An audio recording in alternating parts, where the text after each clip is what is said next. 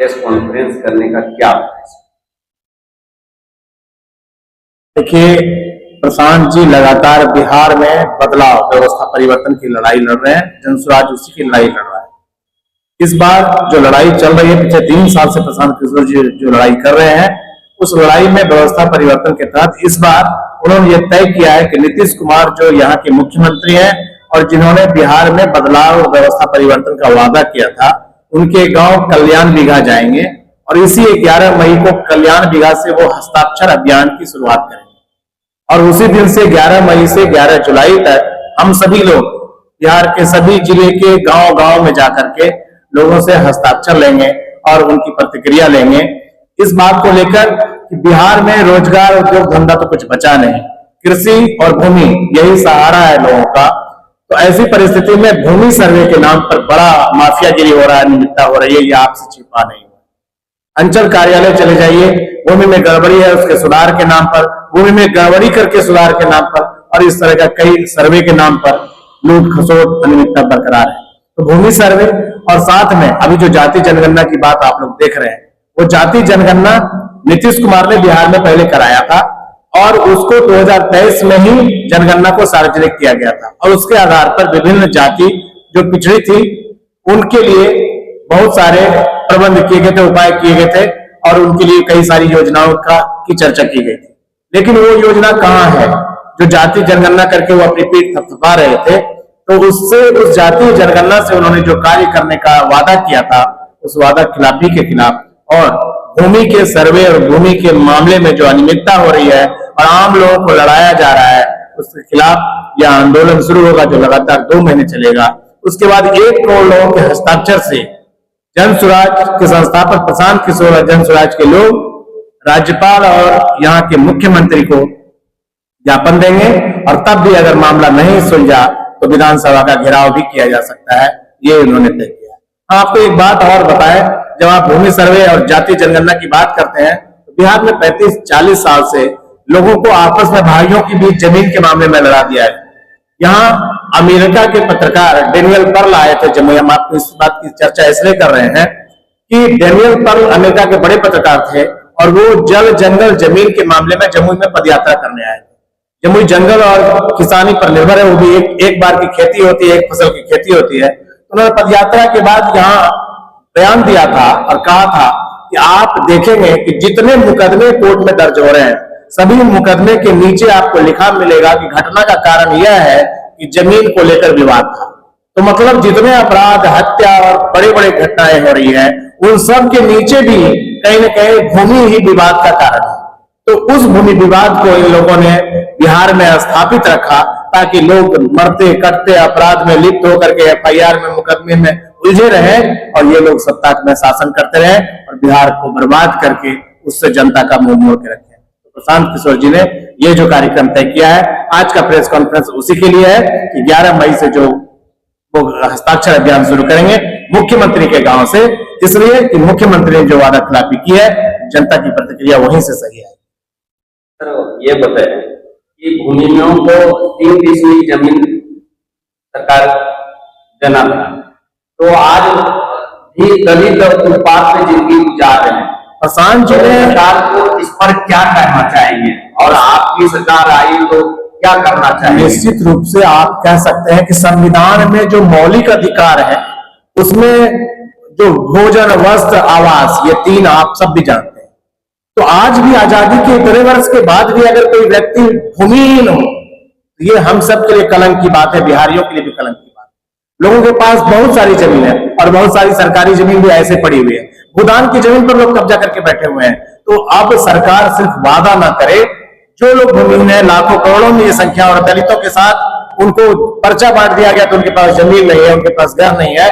प्रशांत किशोर जी ने स्पष्ट कहा है उनकी सरकार जैसे भी आएगी, जैसे ही आएगी और तुरंत वो सभी भूमिहीन को कम से कम 3 डिसमिल जमीन दे करके उनको घर बना देंगे ताकि वो भूमिहीन ना रहे, वो अपने आवास में, अपने घर में रहे जहां उनको कोई खदेड़े।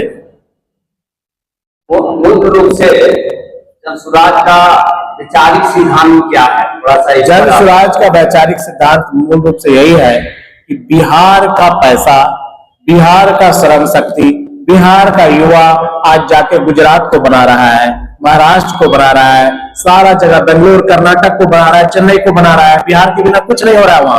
तो जो बिहारी जाकर के बाहर में बना रहा है, जो बिहार का पैसा है उसको बैंक से उठा करके गुजरात महाराष्ट्र में ले जाकर लोन बांट रहे हैं लोग, वो बिहार का पैसा बिहारियों को मिले, वो बिहारी अपने बिहार में रहकर रोजगार पाए और बिहार को समृद्ध बनाए, बिहार सुंदर बने। भारत के अन्य राज्यों से बिहार अग्रणी था, बिहार फिर से अग्रणी हो जाए और यहाँ के युवाओं को यही रोजगार मिले, महिलाओं को यही स्वरोजगार का साधन मिले और जो वृद्ध है वो सम्मानजनक जीवन जी सके, उन्हें कोई दूसरे राज्य में बिहारी का करके अपमानित ना करे। इसके लिए यही संघर्ष है जनसुराज का, यही संघर्ष है प्रशांत किशोर जी। और रोजगार मिले, आप कहते हैं तो इस तरह से रोजगार लोगों को मिलेगा और पलायन रुकेगा, इस पर थोड़ा आप देखिए पिछले 40 साल में जो नीतीश और लालू प्रसाद की सरकार है, उन लोगों ने बिहार में जितने उद्योग धंधे थे उसको बंद कर दिया। आप पता करिए, जो चीनी मिल था उसको बंद कर दिया। मुंगेर में बंदूक बनाने का इतना हुनरमंद लोग है कि आप बंदूक कारखाना ही चालू कर देते। आप कहते हैं ना दूसरे देश में शस्त्र बेचेंगे, तो बंदूक का ऐसा सुंदर सा बंदूक मुंगेर में बनाया जा सकता है, लेकिन उसको तो बिखेर के रखा है। जो कारीगर हैं वो नाजायज तरीके से अपने रोजी रोटी के लिए कहीं बंदूक बनाते हैं, उनको गिरफ्तार करके आप जेल भेजते हैं। तो साधन संसाधन तो है, जमुई में सोना है, जमुई में कोयला है, जमुई के गर्भ में, जमुई में हीरा पन्ना है। आप चले जाइएगा तो यहाँ पर पन्ना स्फटिक ये सब है, तो वहां थानेदार को टेंडर ही लोग दे देते हैं। आप चले जाइए सोनों के भलसुमिया में, वहां आप जाइएगा तो आप पाइएगा कि वहां उस इलाके का थानेदार बनने के लिए बड़ी बड़ी रकम देकर के लोग टेंडर लेते हैं और फिर स्कॉर्पियो और अन्य गाड़ियों से वहां से खदान से अवैध खुदाई करके पत्थर को ले जाकर, रत्न को ले जाकर के जयपुर में ही लोग वहां से साफ करके उसको बिचवा रहे हैं, तो बड़ा बड़े पैमाने पर। तो आपको कहीं से कुछ लाने की आवश्यकता नहीं है, उद्योग पहले भी था। सिंचाई का साधन आप देखिए ना क्या हुआ, सिंचाई का सारा साधन बंद पड़ा है, या तो वो जीर्ण शीर्ण हो गया या उसको कब्जा करके भर दिया गया। तो सिंचाई से कृषि खराब हो गया, उद्योग धंधा जो पहले था उसको बंद कर दिया गया, जो संभावना है उसके लिए कोई काम नहीं हुआ। आज ही मुझे कोई बता रहा था, दिल्ली में वो व्यक्ति जमुई का है और दिल्ली में किसी मिनिस्टर के साथ काम करता है, हम नाम नहीं कर सकते हैं उनका, लेकिन उन्होंने बताया कि बिहार का टेक्सटाइल मिनिस्टर है, लेकिन बिहार में एक भी टेक्सटाइल पार्क के लिए कोई भी अनुमति नहीं मिली, पूरे भारत में अन्य राज्यों को मिला है। तो आप बताइए बिहार के साथ कितना गलत हो रहा है। आज केंद्र की सरकार बिहार के कारण ही टिकी हुई है ना, नीतीश कुमार के कारण टिकी हुई है ना। अगर नीतीश कुमार को बिहार से कोई मोह ममता है तो अभी जब उनके हाथ में पूरी केंद्र सरकार है तो बिहार और बिहारियों के लिए जितना मांगेगी केंद्र सरकार दे देगी, तो वो मांगते क्यों नहीं है और वो खर्च क्यों नहीं करते हैं बिहारियों पर। इसका मतलब है कि वो अपने सत्ता के लिए किसी हद तक जाने को तैयार हैं, चाहे बिहार और बिहारी गर्त में चले। आपसे हम लास्ट सवाल ये जानना चाहें, आज एनडीए और महागठबंधन में बोर्ड लगा हुआ है कि जनगणना मेरा एजेंडा है, लेकिन आपसे ये सवाल नहीं है कि आपका है या किसका है, आपसे हम ये जानना चाहेंगे जनगणना कितना उचित है। जनगणना जरूर होना चाहिए। व्यक्ति के शक्ति का परीक्षण आप देखते हैं, जिम जाते हैं, दौड़ करते हैं, तो आप अंदाज करते हैं कि मेरे अंदर कितना शक्ति है, हम कितना वजन उठा सकते हैं। अगर कोई समूह है, अगर कोई जाति है, उसकी संख्या ज्यादा है, उसकी भागीदारी ज्यादा है, तो उसको जितना मिलना चाहिए वो हक मिले। अगर 5 आदमी को आप खाना परोस रहे हैं तो 5 आदमी के हिसाब से परोसिएगा, अगर 2 आदमी को खाना देना है तो 2 आदमी के हिसाब से परोसिएगा। तो जाति जनगणना होकर के अगर किसी जाति की संख्या, उसकी शक्ति सामने आती है तो उसमें बुरा क्या है। उसके हिसाब से उनको अपना जो अधिकार मिलना चाहिए वो मिलना चाहिए। तो अधिकार ये विधानसभा चुनाव वगैरह में भी मिलना चाहिए, लोकसभा का चुनाव में मिलना चाहिए। निश्चित रूप से जब उनकी संख्या जब दिखाई पड़ जाएगी तो जो लोग उनको तिरस्कार कर रहे हैं उस समय उनका सम्मान स्वतः वो करना शुरू कर देंगे। जो मिलनी चाहिए वो तो स्वतः मिलना शुरू हो जाएगा। जब पता चल जाएगा कि इस समुदाय में, इस जाति में इतनी शक्ति है, तो स्वतः जो नेता उनको किनारे में हाशिए पर रख रहे हैं और उनको भ्रम में डाल के रख रहे हैं कि आप में कोई ताकत नहीं, आपकी कोई संख्या नहीं है, तो स्वतः रूप से जब दिखाई पड़ने लगेगा तो सभी लोग उसका सम्मान करने लगेंगे, सब लोग उनके दरवाजे पर जाएंगे और फिर उनकी जब शक्ति पहचान लेंगे तो उनको सम्मान मिलेगा, स्वतः मिलने लगेगा। आपके पार्टी में सम्मान मिलेगी जनगणना के बाद? बिल्कुल, हमारी पार्टी तो सभी लोगों, हमारी पार्टी तो कहती है कि सबको बिहारी बना दो, पहले बिहार को सम्मान दिला दो, बिहारी को सम्मान स्वतः मिल जाए। अभी तो बिहार के सम्मान का सवाल है। बिहार को जो भारत में सबसे अग्रणी था, विश्व में जो अग्रणी था, उसको इन लोगों ने बिहार को सबसे पिछड़ा बना दिया है। भारत में सबसे परित्यक्त तरह से बना दिया, न रोजगार है, न कोई युवा के पास कोई साधन है, आज मजदूर बनकर के युवा दूसरे राज्यों में है। अब बिहार को पहले सम्मान और बिहारी को सम्मान जिस दिन मिल जाएगा, फिर तो बिहार अग्रणी था, उसके पास तो ईश्वर ने इतना संसाधन दे दिया है, तो स्वतः आगे हो जाए।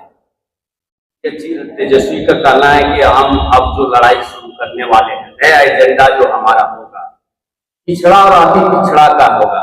जिस तरह से आदिवासियों और दलित लोगों का सीट सुरक्षित है, उसी तरह से पिछड़ा और अति पिछड़ा का सीट सुरक्षित हो, तो आप लोग इसको किस नजरिए से देखते हैं? देखिए, हम लोग इस बात को कि जाति का नाम लेके झूठ रूप में बिना उनको अधिकार दिए सिर्फ वोट की राजनीति जाति के आधार पर नहीं की जाती। इन लोग जब भी वोट आता है जाति और धर्म के नाम पर लोगों को तोड़ते हैं, उनको देते कुछ नहीं है। आप सरकार में सत्ता में रहे, अब आप देने का क्या वादा करते हैं?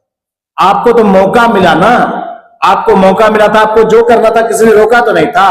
आप शासन में सत्ता में रहे, आप बिहार को अंधकार में डाल दिए और उसी अंधकार के नाम पर नीतीश कुमार उजाला लाने के लिए आए और उन्होंने भी अंधेरे में बिहार को डाल दिया। तो जाति को चुनाव के वक्त में व्यवहार करके और तोड़ करके आपस में वैमनस्यता पैदा करके वोट लेने को हम लोग कभी समर्थन नहीं करते हैं। लेकिन जो इसका जो हक है वो मिलेगा, लेकिन बिहारी को पहले सम्मान मिलेगा, तब बिहार बढ़ेगा और सब जाति को स्वतः सम्मान मिल जाएगा। जब रोजगार धंधा हो जाएगा तो क्या जाति देख करके उसको रोजगार मिलेगा? आपके क्षेत्र में जब रोजगार होगा तो सभी जाति को रोजगार मिलेगा, जो हुनरमंद होगा रोजगार करेगा। तो जाति के नाम पर चुनाव के वक्त में अगर इस तरह की बात की जाती है, ये निश्चित रूप से सिर्फ वोट की राजनीति है, इसका हम लोग